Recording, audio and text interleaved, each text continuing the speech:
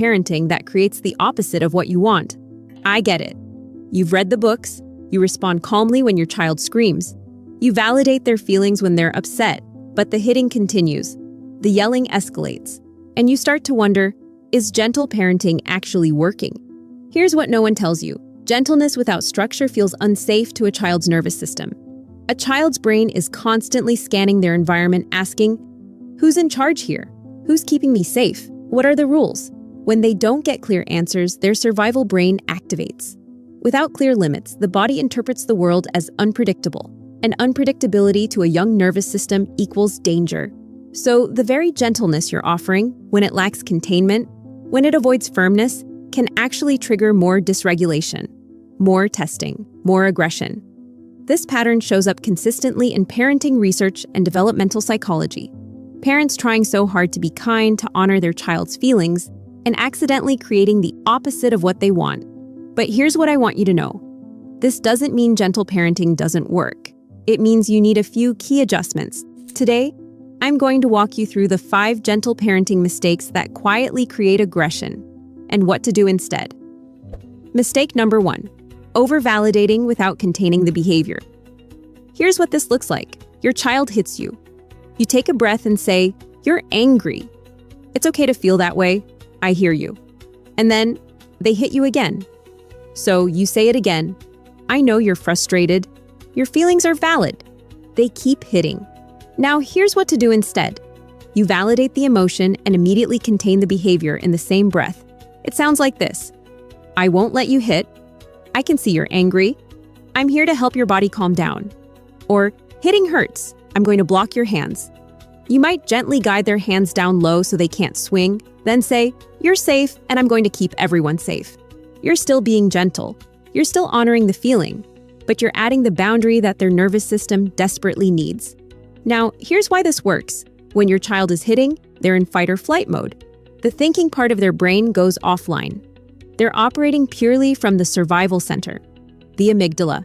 And in that moment, when you validate their emotion but don't stop the action, their brain receives a confusing message.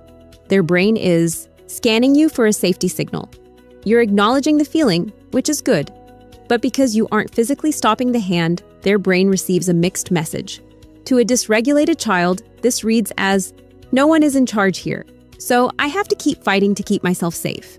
Think about it this way. Imagine you're overwhelmed at work and you start venting to a friend. Maybe your voice is getting louder, maybe you're spiraling.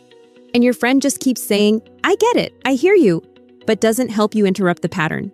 At some point, that lack of intervention actually makes the spiral worse. You need someone to gently help you stop. Your child needs the same thing. Here's a simple test you can try. The next time your child becomes aggressive, use 1 sentence to validate their emotion and 1 sentence to hold the boundary. Then watch what happens. Notice how the aggression de-escalates faster than when you only validate. This is completely normal if you've been doing it the other way. You're not alone in this, but here's where things get complicated. Because even when you're holding boundaries, there's another pattern that can actually escalate the aggression you're trying to stop. Which brings us to mistake number 2. Talking too much during meltdowns. You try to talk them through it. You want to teach them emotional regulation skills in the moment. So you kneel down, you use your calm voice, and you start explaining. Remember how we talked about using our words? When you feel angry, you can say, "I'm angry." Can you try that with me? Let's take some deep breaths together. In through your nose, out through your mouth. Do you want to tell me what happened? And the meltdown gets worse. Here's what you need to know. Your child cannot access language during peak emotional arousal. When their survival brain takes over, the part responsible for language, reasoning, and logic goes offline. It's not that they're choosing not to listen, they literally cannot process complex verbal information in that state. And here's what's actually happening.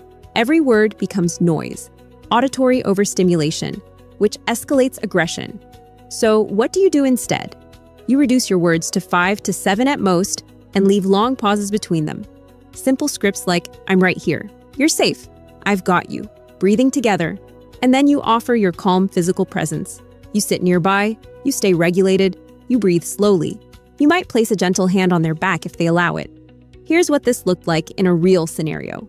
A mother in the grocery store cereal aisle, crouched next to her 4-year-old daughter lying on the floor. She's whispering, "I hear you, sweetie. You wanted the blue box, I know. Can you take a deep breath with me? Let's use our words. She was saying all the right things, and her daughter was screaming louder with every sentence. An older woman walked past and gave her that look. You know the one.